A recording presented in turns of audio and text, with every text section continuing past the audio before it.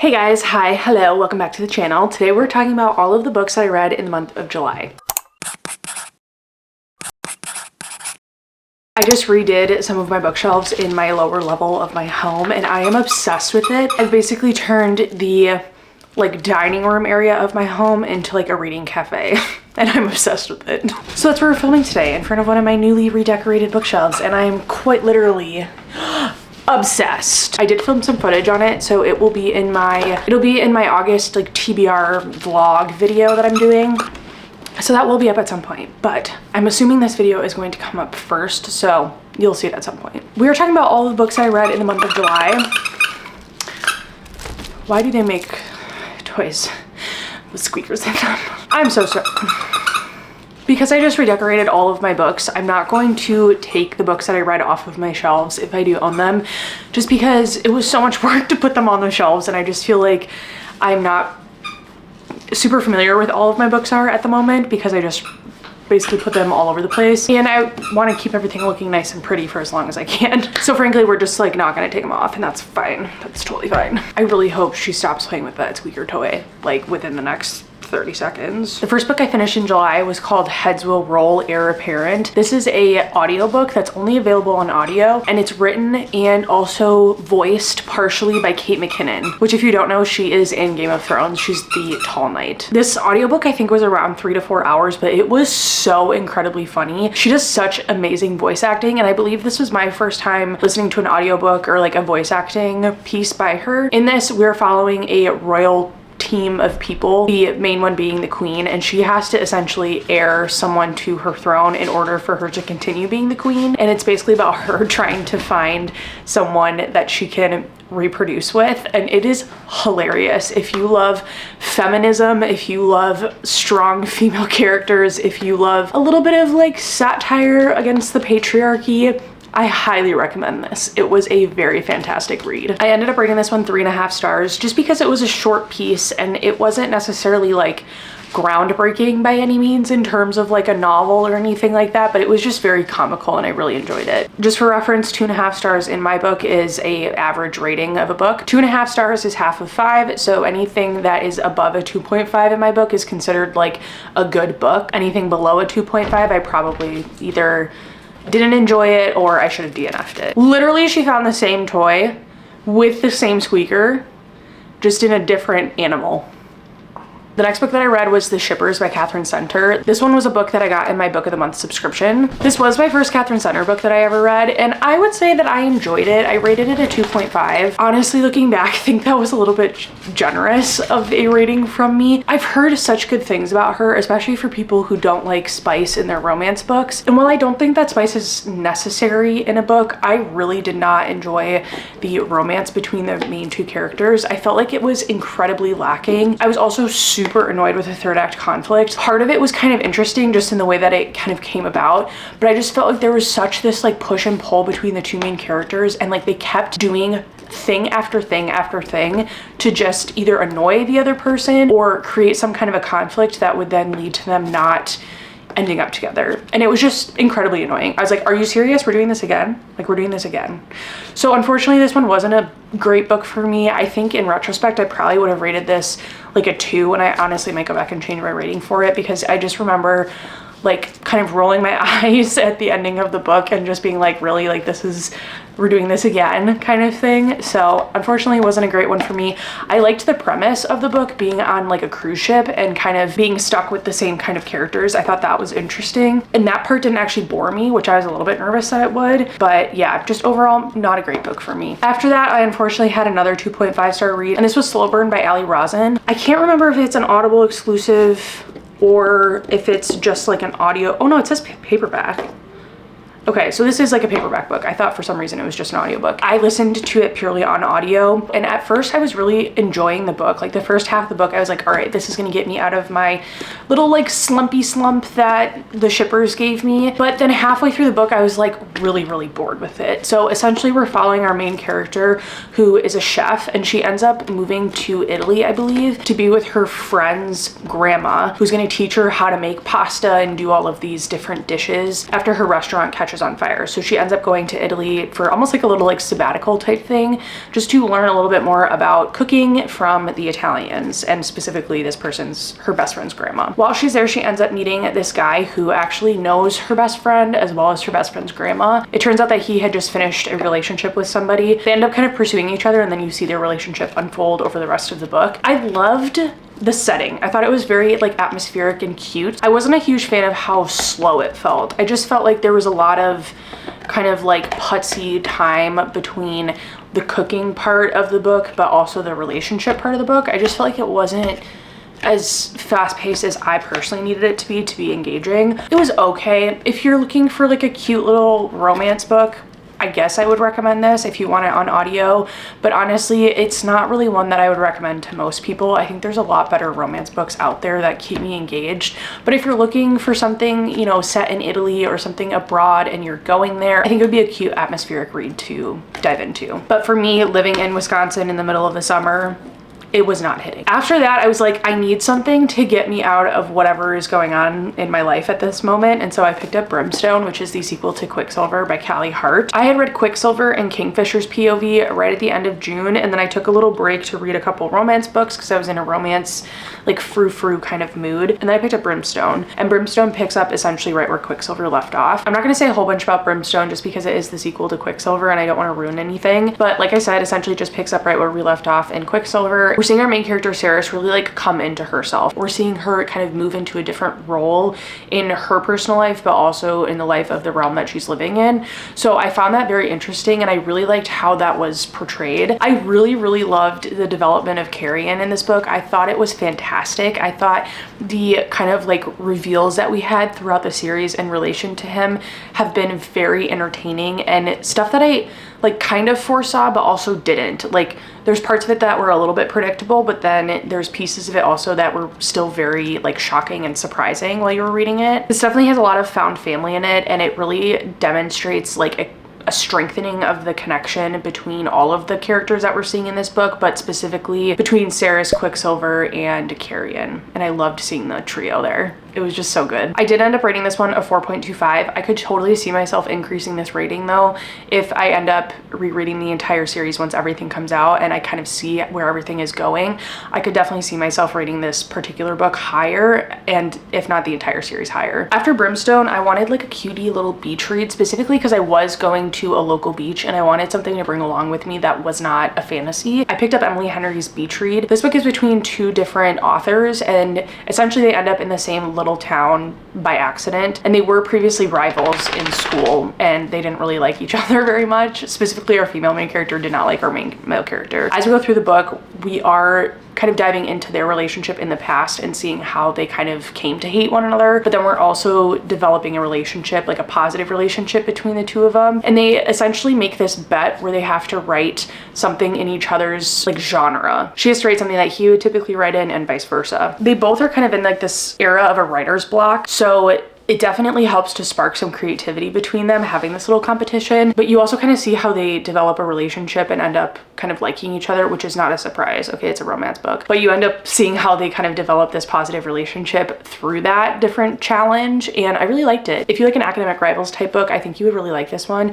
It is set in a Michigan beach town, so it is for the Midwestern girlies, thank goodness, but I personally really liked it. I rated it 4 stars. I still think Funny Story by Emily Henry is my top Emily Henry book of the moment, but I still have not read all of her books. I need to read People We Meet on Vacation, Happy Place I still haven't read, and Great Big Beautiful Life. I think those are the 3 that I have not read. No, there's one more. Basically, I think the only 2 that I've read of hers are Beach Read and Funny Story.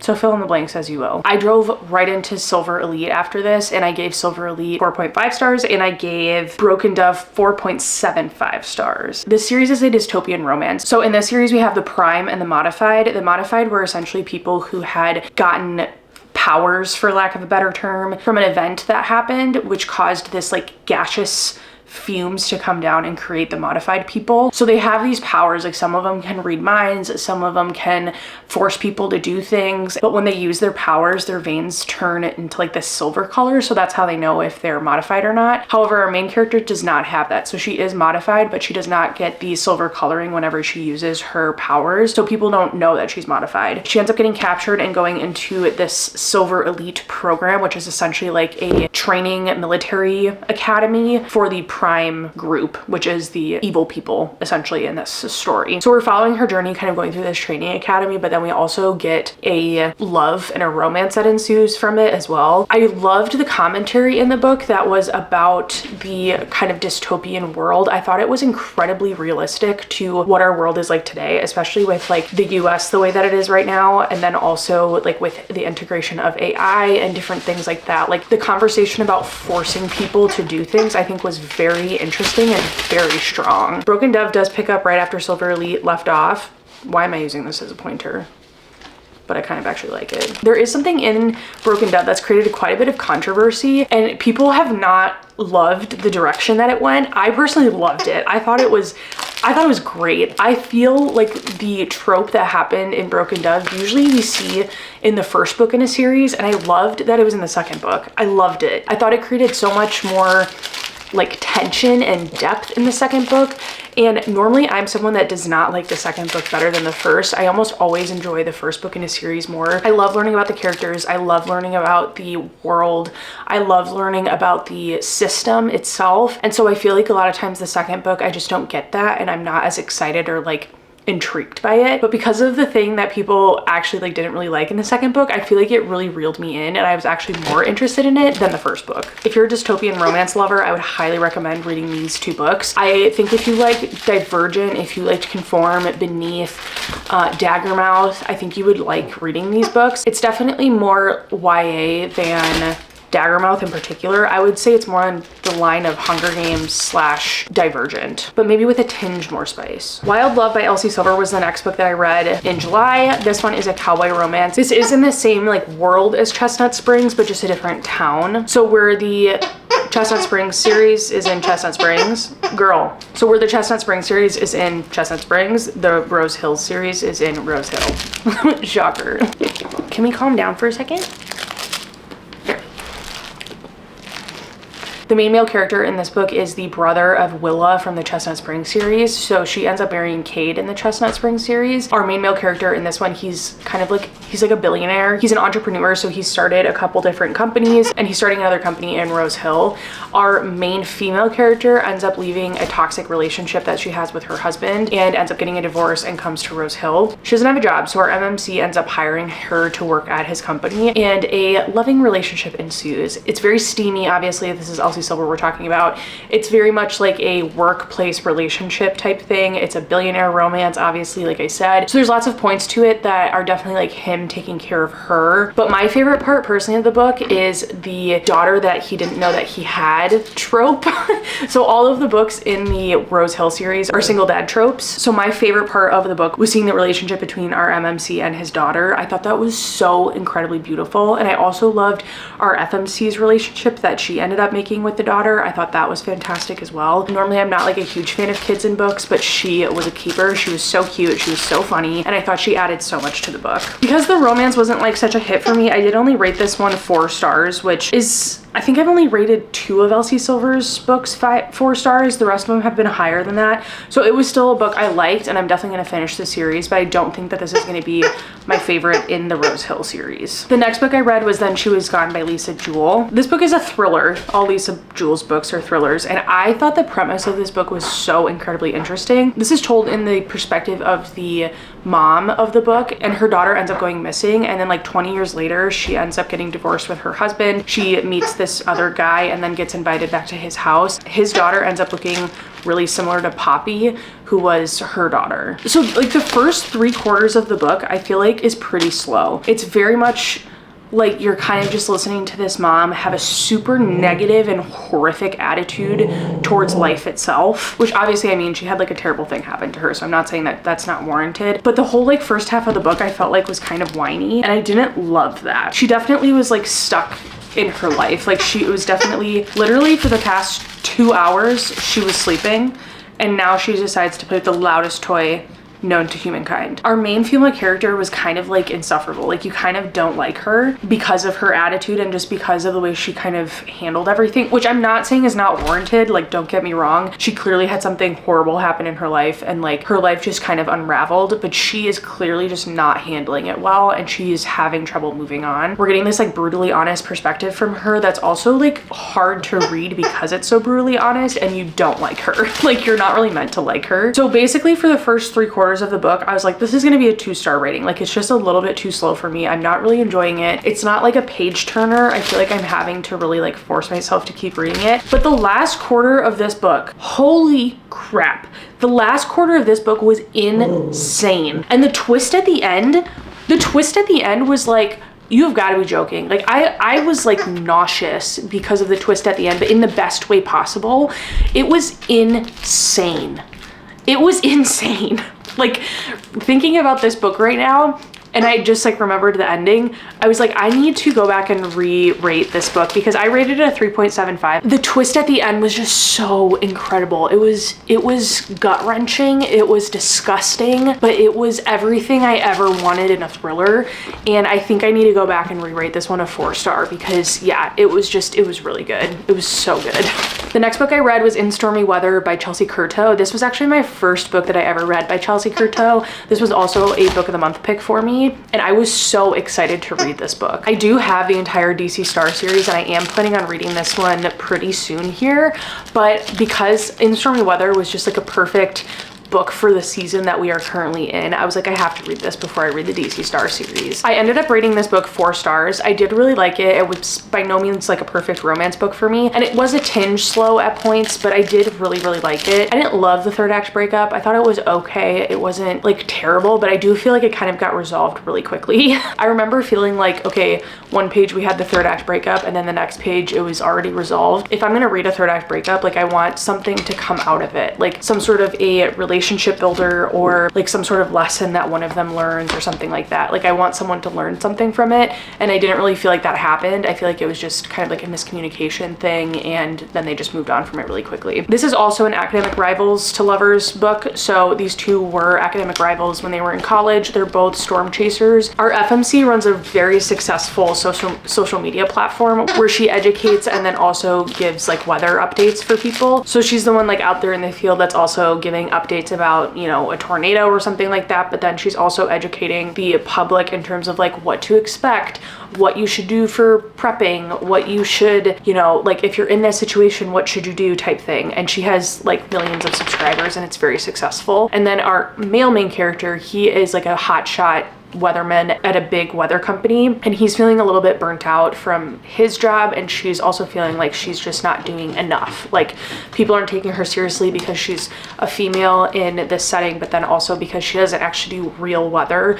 She's just doing it like on social media, and she feels like people don't really take her seriously because of that. These two characters are definitely feeling some kind of way about their two careers, even though they're vastly different, but both of them kind of want what each other has and also sees a huge benefit in what the other one has and respects each other a lot for it. So our two main characters end up kind of teaming up during the tornado and storm season in the summer, and we're following them from, I can't remember if it's like May or April, something like that, but then we're following them through the summer and into the fall, and we're going through some weather storms with them and different things like that, and that I found super interesting. I loved kind of hearing the different weather terms, and I felt like as someone that lives in the Midwest currently going through storm season, I feel like it was very realistic and applicable to my personal life, so I really liked that kind of angle and aspect of it. My main gripe with it is I just feel like the third act conflict could have been a little bit beefier. So I ended up giving this one 4 stars. And then the last book I read in July was Satan's Affair. This one is a little novella from H.D. Carlton, who wrote the Hunting and Haunting Adeline series, which is one of my personal favorite series of all time. I love it. I'm obsessed with it. So this one followed one of the side characters that we find out more about in Hunting Adeline.